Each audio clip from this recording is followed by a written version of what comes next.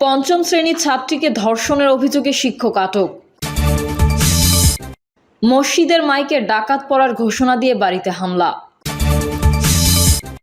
জানাবো জাতীয় নির্বাচন নিয়ে গোলকধাঁধা এবং সর্বশেষ জানাবো সমন্বয়ক পরিচয়কেও অন্যায় করলে ব্যবস্থা নেওয়ার অনুরোধ হাসনাতের। এতক্ষণ শুনছিলেন সংবাদ শিরোনাম, এবারে বিস্তারিত। তবে তার আগে অনুরোধ থাকবে আমাদের চ্যানেলটি সাবস্ক্রাইব করে বেল আইকনটি ক্লিক করুন। পঞ্চম শ্রেণীর ছাত্রীকে ধর্ষণের অভিযোগে শিক্ষক আটক। ঠাকুরগাঁওয়ে পঞ্চম শ্রেণীর এক ছাত্রীকে ধর্ষণের অভিযোগ উঠেছে। এই ঘটনায় অভিযুক্ত শিক্ষক মোজাম্মেল হক মানিককে আটক করেছে পুলিশ। বর্তমানে ওই ছাত্রী ঠাকুরগাঁও জেনারেল হাসপাতালে চিকিৎসাধীন রয়েছেন। ভুক্তভোগী ছাত্রীর পরিবারের অভিযোগ, বিদ্যালয় বন্ধ থাকলেও ওই বিদ্যালয়ের সহকারী শিক্ষক মোজাম্মেল হক মানিক শিশুদের প্রাইভেট পড়ান। প্রতিদিনের মতো প্রাইভেটে যায় ওই ছাত্রী। এই সময় সুযোগ বুঝে একটি কক্ষে নিয়ে তাকে ধর্ষণ করে পালিয়ে যায় ওই শিক্ষক। পরবর্তীতে মেয়েটিকে উদ্ধার করে জেলা শহরের সেবা হাসপাতাল অ্যান্ড ডায়াগনস্টিক সেন্টার নামে একটি বেসরকারি প্রতিষ্ঠানে নিয়ে আসা হয়। গোপনে চিকিৎসা দেওয়ার চেষ্টা করার কথা জানতে পেরে সাংবাদিক কর্মীরা সেখানে ছুটে গেলে দ্রুত শিশুটিকে জেনারেল হাসপাতালে হস্তান্তর করে প্রতিষ্ঠান কর্তৃপক্ষ। এ সময় সাংবাদিকরা ভেতরে প্রবেশ করতে চাইলে বাধা দেওয়া হয়। এদিকে ঘটনার খবর পেয়ে জেলা প্রশাসক ইসরাত ফারজানা দ্রুত ছুটে যান হাসপাতালে। ঘটনা পর্যালোচনা করে ভুক্তভোগীকে সহায়তার পাশাপাশি দোষী ব্যক্তিকে আইনের আওতায় আনার ব্যবস্থা নেওয়ার কথা জানান।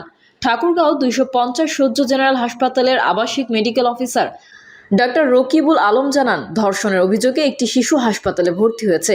আমরা প্রাথমিক চিকিৎসা দিয়েছি এবং এই ঘটনার প্রেক্ষিতে ডাক্তারি পরীক্ষা নিরীক্ষা চলছে। ওই শিশুটিকে হাসপাতালে ভর্তি হয়ে রয়েছে। এ বিষয়ে বিদ্যালয়ের প্রধান শিক্ষক আরেফা খাতুন বলেন, বিদ্যালয় বন্ধ আছে, আমরা কাউকে কোচিং করার অনুমতিও দেইনি। আমি ওই শিক্ষকের সাথে যোগাযোগ করার চেষ্টা করেছি, কিন্তু তার মুঠোফোন বন্ধ। আমি বিস্তারিত জেনে আমার শিক্ষা অফিসারকে অবগত করব। মসজিদের মাইকে ডাকাত পড়ার ঘোষণা দিয়ে বাড়িতে হামলা। নারায়ণগঞ্জের সোনারগাঁয়ে মসজিদের মাইকে ঘোষণা দিয়ে একটি বাড়িতে হামলা চালিয়েছে এলাকাবাসী। ওই বাড়িটি ছিনতাইকারীর দাবি করে এই হামলা চালানো হয়। রাতে 8 গ্রামের বাসিন্দারা একত্রিত হয়ে উপজেলার মোগরাপাড়া ইউনিয়নের দমদমা গ্রামের জাহিদ ও মেহেদির বাড়িতে এই হামলা চালান। তবে হামলার সময় বাড়িতে কেউ ছিলেন না। এলাকাবাসীর অভিযোগ করেন, সোনারগাঁও সরকারি কলেজ ছাত্রলীগের ভিপি জাহিদ হাসান নিলয় এবং তার ছোট ছেলে মেহেদি হাসান দীর্ঘদিন ধরে মোগরাপাড়া ও আশেপাশের এলাকায় ছিনতাই করে আসছিলেন। তারা প্রায়ই দমদমা কালদরগা রোড, দমদমা ব্রিজ, বড় সাদিপুর, ষোলপাড়া আমতলা, লেবুছড়া, কাবিলগঞ্জ সহ বিভিন্ন এলাকায় পথচারী ও ভাড়াটিয়াদের অস্ত্রের মুখে জিম্মি করে সর্বস্ব লুট করে নেন। আবদুল্লাহ নামের স্থানীয় এক বাসিন্দা বলেন, প্রতিদিন গড়ে অন্তত 5 থেকে 7টি ছিনতাইয়ের ঘটনা ঘটে এখানে। অধিকাংশ ভুক্তভোগী অস্থায়ী ভাড়াটিয়া হয়, থানায় অভিযোগ করতে সাহস পান না। ছিনতাইয়ের কারণে এখানকার ভাড়াটিয়া কমে যাচ্ছে এবং বাড়ির মালিকরা পড়েছেন বিপাকে।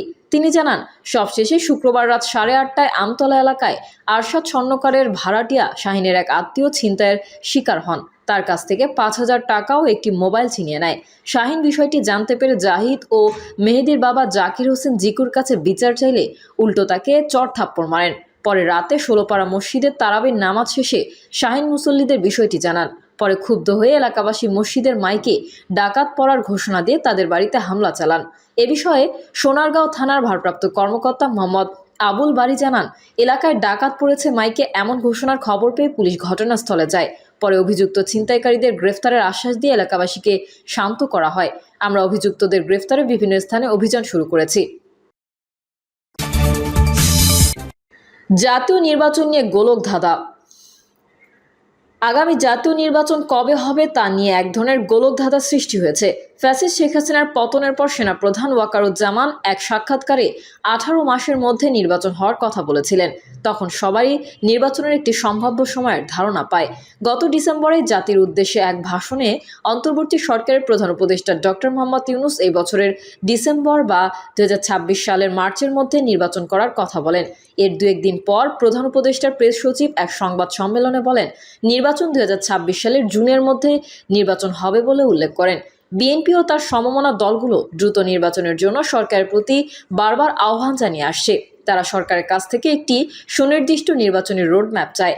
ডক্টর মোহাম্মদ ইউনূসও বলেছিলেন, নির্বাচনী ট্রেন চলতে শুরু করেছে।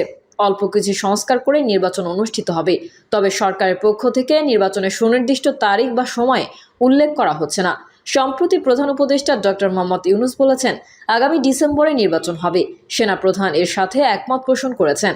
তবে সম্প্রতি বিবিসির সাথে এক সাক্ষাৎকারে প্রধান উপদেষ্টা বলেছেন, আগামী ডিসেম্বর থেকে মার্চের মধ্যে নির্বাচন হবে।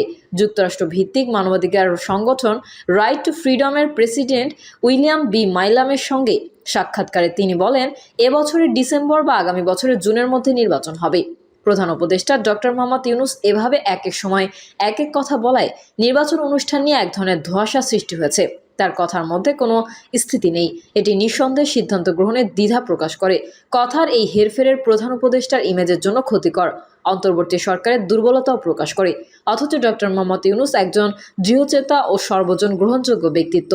বিশ্বে তার গ্রহণযোগ্যতা প্রশ্নাতীত। তিনি যখন অন্তর্বর্তী সরকারের প্রধান উপদেষ্টার দায়িত্ব নেন, তখন যুক্তরাষ্ট্র সহ তাবৎ বিশ্ব কিভাবে তাকে গ্রহণ ও শ্রদ্ধা করেছে তা দেশের মানুষ দেখেছে। এটা আমাদের জন্য এক গৌরবময় অধ্যায়ের সূচনা করে। দেশের মানুষের আশা, ফ্যাসিস্ট শেখ হাসিনার সকল রাষ্ট্র কাঠামো যেভাবে ধ্বংস করে গেছে, তা পুনর্গঠন ডক্টর মোহাম্মদ ইউনূসের পক্ষেই সম্ভব। ফ্যাসি বিরোধী সকল রাজনৈতিক দলেরও তাকে অকুণ্ঠ সমর্থন দিয়েছে এবং দিয়ে যাচ্ছে। তারা সরকারকে নিজেদের মনে করে তাকে ব্যর্থ না হতে দেওয়ার অঙ্গীকার করে। সরকার যখনই কোনো সমস্যা ও ষড়যন্ত্রের মধ্যে পড়েছে, তখনই দলগুলো পাশে দাঁড়িয়েছে। বলা বাহুল্য, অন্তর্বর্তী সরকারের নির্দিষ্ট কোনো মেয়াদ নেই। এর স্থায়িত্ব কতদিন হবে সরকারও তা নির্দিষ্ট করেনি। তবে সরকার গঠনের পরপর সেনাপ্রধান ওয়াকারুজ্জামান 18 মাসের মধ্যে নির্বাচনের কথা বলে সরকারের একটি সময়সীমা ধারণা দেন। এখনও তিনি এই সময়সীমার মধ্যে দৃঢ় রয়েছেন। ইতোমধ্যে সরকারের 7 মাস অতিক্রান্ত হয়েছে।